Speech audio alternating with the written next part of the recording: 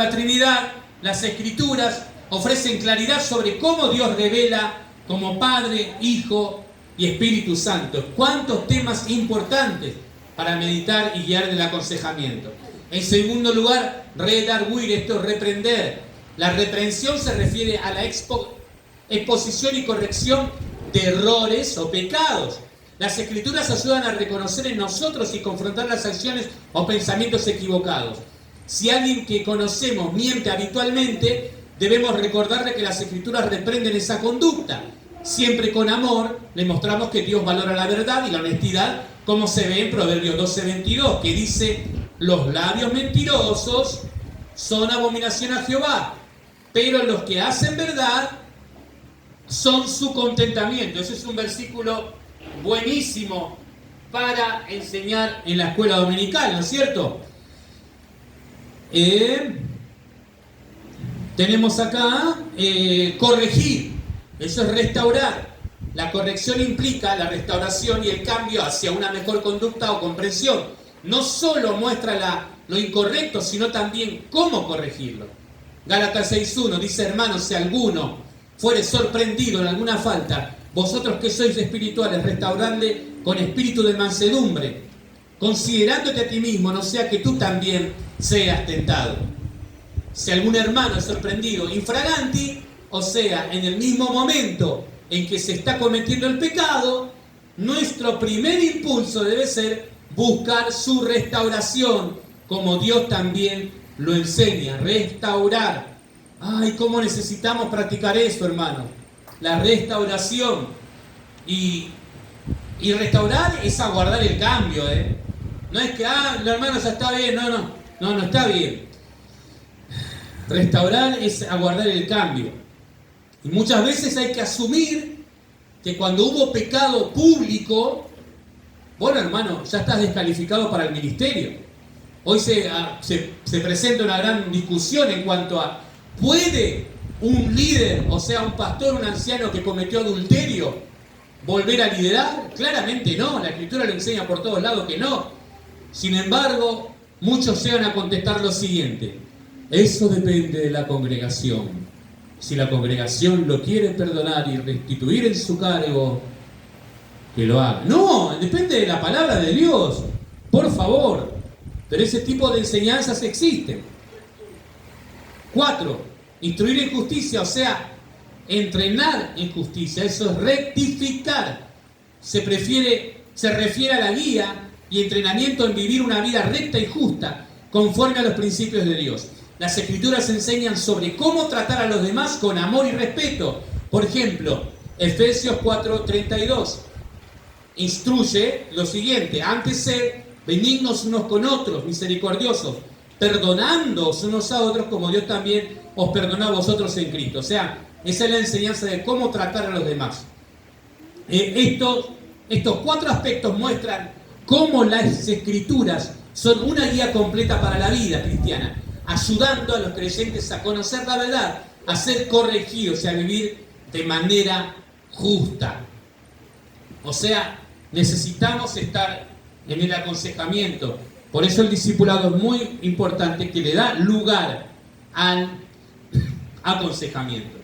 Entender que claramente Dios me llama a esforzarme por persistir, a encomendarme a las Escrituras, a enfrentar la rebeldía. Me deja una sola opción: entregarme a su obra. Y ahí pasamos al otro punto, ¿sí? Un llamado a entregarse a la obra, dice: a fin de que el hombre de Dios sea perfecto, enteramente preparado para toda buena obra, dice 2 Timoteo 3:17. Y ahí tenemos un ejemplo, ¿no? ¿Cuál fue esa buena obra que le llevó a fundar la iglesia en Filipos? Mira, abrí ahí tu Biblia en Hechos capítulo 16, del versículo 6 al 40.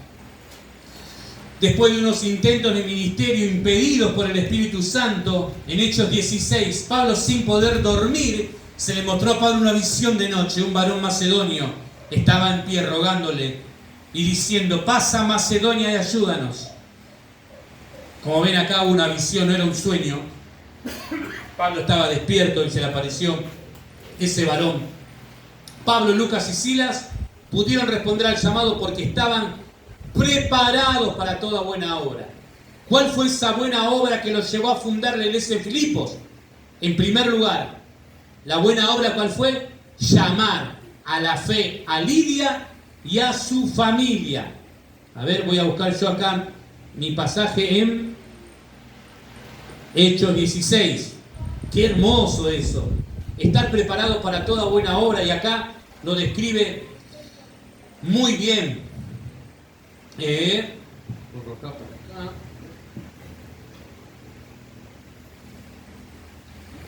Miren.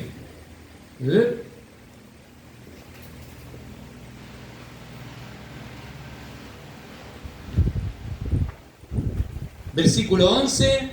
Zarpando pues de Troas, vinimos rumbo directo a Samotracia, y el día siguiente a Neápolis, y de allí a Filipos. Muy bien, versículo 13. Y un día de reposo salimos fuera de la puerta junto al río, donde solía hacerse la oración, y sentándonos hablábamos a las mujeres que se habían reunido. Entonces, una mujer llamada Lidia, vendedora de púrpura de la ciudad de Teatira, que adoraba a Dios, estaba oyendo. Miren, es una señora que siempre estaba oyendo, ¿sí? Oía. Pero no pasó nada en su corazón hasta que, ¿qué? Versículo 14 continúa. Y el Señor abrió el corazón de ella para que estuviese atenta a lo que Pablo decía. Fíjense, y el Señor lo hizo.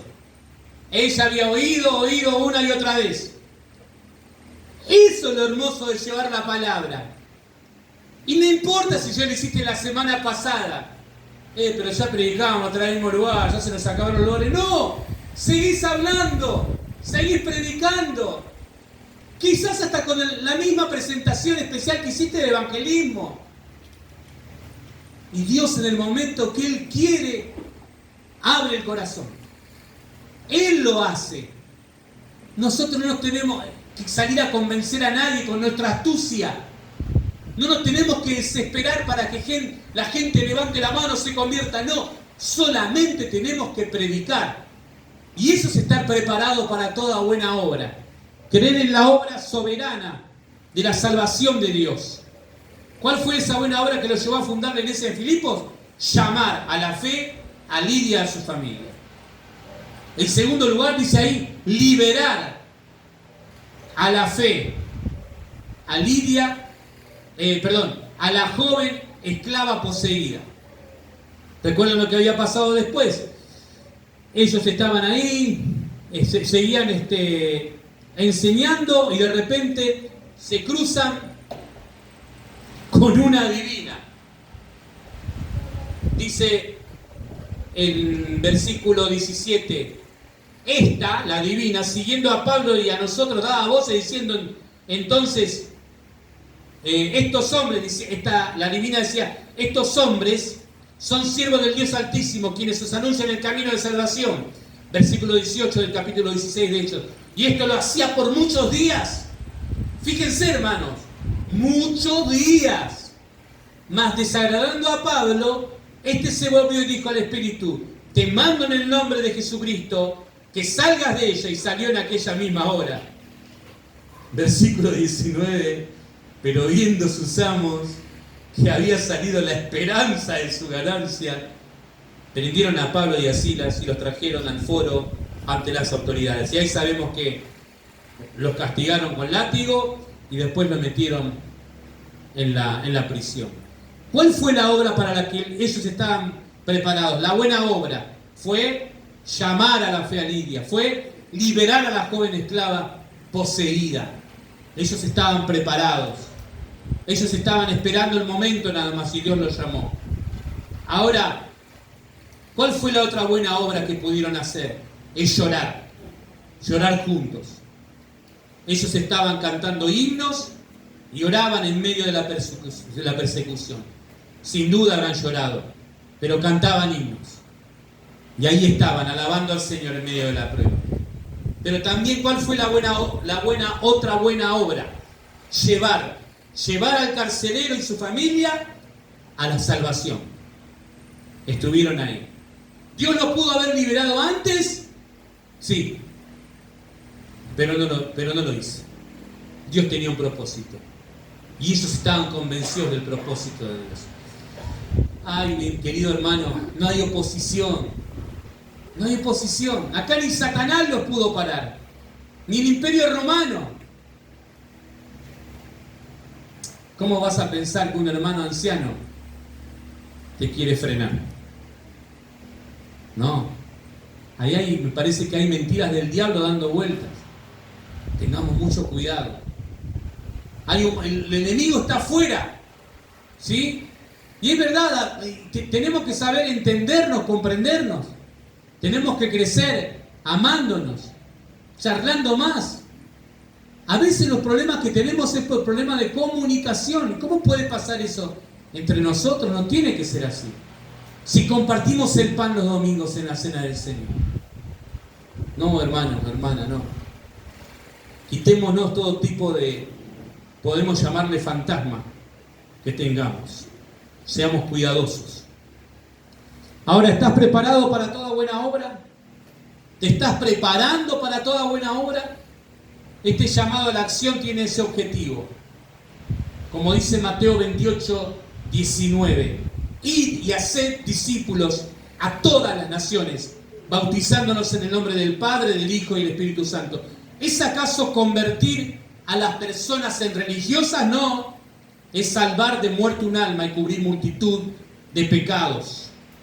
2 Timoteo 3, 14 al 17, como leímos, nos deja un llamado a la acción. Esforzarnos en persistir, encomendarnos a las Escrituras, enfrentar la rebelión y entregarnos a la obra de Dios. A ver, miro la hora. Vamos a tomarnos 5 minutos, ¿sí?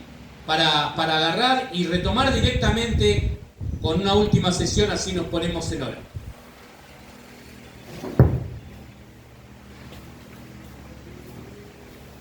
5